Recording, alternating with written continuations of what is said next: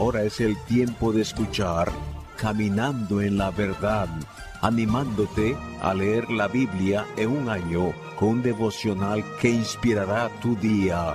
Con ustedes, Janet Disla.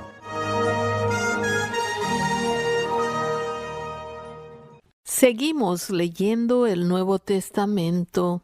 Hoy, 13 de octubre, iniciamos la lectura del Evangelio de Juan Marcos, quien era en parte judío y en parte gentil. Su nombre Juan significa lleno de la gracia de Dios, y Marcos, hombre combativo. Era sobrino de Bernabé y compañero junto con Pablo en el primer viaje que realizaron. Esto lo puedes ver en Hechos 12:25. El Evangelio de Marcos es parte de los Evangelios sinópticos, es decir, junto a Mateo y Lucas, los tres describen de la misma manera a Cristo Jesús y sus enseñanzas. Juan Marcos registró a Jesús como el Hijo de Dios y lo presenta en sus escritos como el siervo de Dios, humilde, que constantemente se ocupa de los negocios de su Padre. Escribió el Evangelio entre el año 50 y 70 después de Cristo. Solo Marcos recalca las manos de Jesús, señalando así la actividad de un siervo.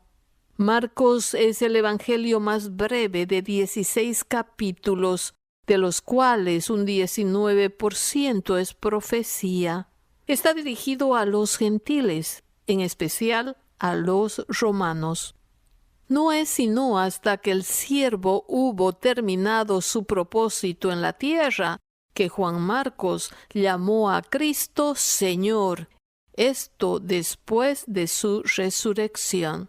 Comenzamos entonces la lectura del Evangelio de Marcos en los capítulos 1 al 3.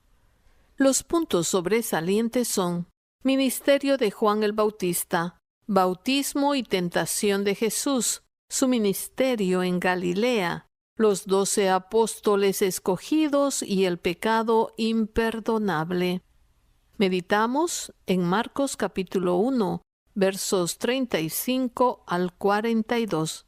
Leemos la palabra de Dios. Levantándose muy de mañana, siendo aún muy oscuro, salió y se fue a un lugar desierto y allí oraba. Y le buscó Simón y los que con él estaban, y hallándole le dijeron: todos te buscan. Y él les dijo: vamos a los lugares vecinos, para que predique también allí, porque para esto he venido. Y predicaba en las sinagogas de ellos en toda Galilea, y echaba fuera los demonios. Vino a él un leproso rogándole, e hincada la rodilla le dijo: si quieres puedes limpiarme. Y Jesús, teniendo misericordia de él, extendió la mano y le tocó, y le dijo: quiero, sé limpio. Y así que él hubo hablado, al instante la lepra se fue de aquél y quedó limpio.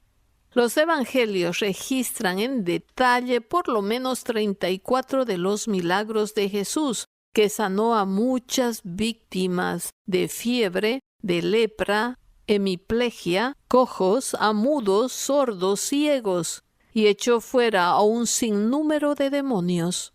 Pero quizás la sanidad de este leproso fue el más conmovedor de todos sus milagros. Ninguna enfermedad era más incurable, aborrecible y espantosa. Los leprosos eran conocidos como intocables, y si alguno se acercaba a la gente sana, tenía que gritar embozado: inmundo, inmundo. Marcos es el único de todos los evangelistas que nos dice que Jesús tuvo misericordia y extendió su mano para tocar la carne descompuesta de aquel leproso. ¿Nos podemos imaginar ese encuentro? ¿Cómo Dios tuvo misericordia y lo tocó? Jesús pudo haberlo sanado con solo decirle una palabra, pero en cambio tocó a ese hombre miserable y abandonado que estaba lleno de lepra y sin ninguna esperanza. Durante los tiempos bíblicos, solo un milagro de Dios podía sanar esta terrible enfermedad. Bastó un toque de la mano del Maestro y toda la lepra desapareció del cuerpo de aquel hombre. Así solo el toque de la mano del médico creador puede sanar al pecador y limpiarlo de todo su pecado. El pecado es como la lepra, no hay quien lo sane, ni todos los medicamentos juntos, ni todos los doctores, los científicos no han descubierto ninguna cura contra la arrogancia, el orgullo, la vanagloria, las mentiras, los engaños, los celos, los malos pensamientos, la codicia, la avaricia. Tampoco ninguna farmacéutica ha descubierto una vacuna sobre este mal tan contaminante que está acabando con familias, matrimonios, gobiernos y países. Ni todos los religiosos pueden exterminar el daño que ha hecho el pecado a la raza humana. Nadie tiene ese poder. Solamente Jesucristo es el único que tiene autoridad y poder de entrar en el alma quebrantada y sanarla una vez y para siempre, liberándola de la esclavitud del pecado. Solo Él, porque Él es Dios nuestro Hacedor. Y conociendo luego Jesús en su espíritu, que cavilaban de esta manera dentro de sí mismos, les dijo: ¿Por qué caviláis así en vuestros corazones?